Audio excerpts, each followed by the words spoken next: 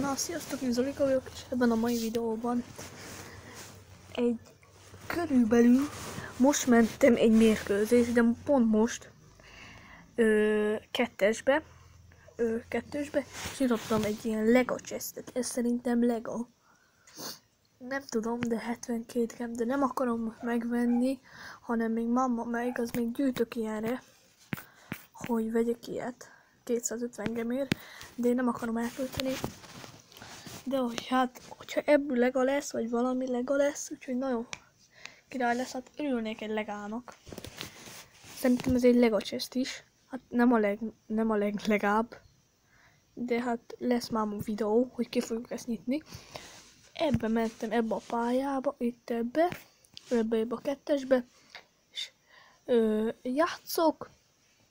Most nézem, hogy nyertünk, igaz, és bedobott nekem egy ilyen chestet. Nagyon örültem, de megszentem még egy ilyet.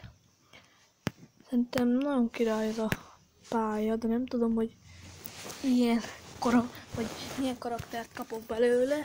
De én nagyon örültem, amikor megkaptam ezt a ládát.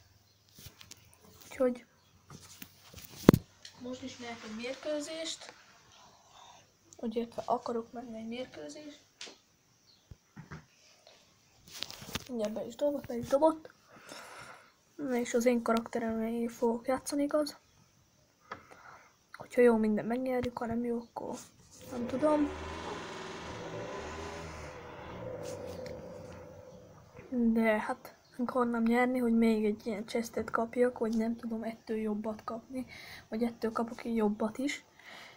Ezen még fogalmam sincsen, de ha jobb láda jön, vagy valami, hát nem semmi. Amúgy ennek is nagyon örülök, de nem tudom, mi fog belőle jönni. Na, egy tornyot ki is ütöttünk.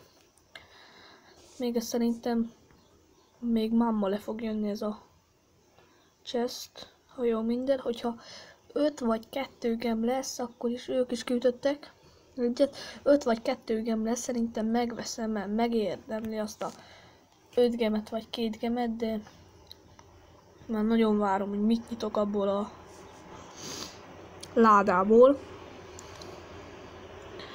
Hát, már neki csak 2 tornya maradt, igaz, egy nagy, a legnagyobb tornya.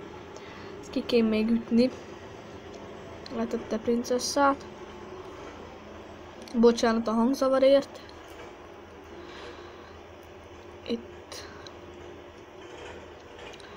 csak nem üti ki, nem fogja. Na. Még ő is leteszi princesszát, én a mini vasrobotot. Csak kiütjük már. Együttés, és megint nyertünk.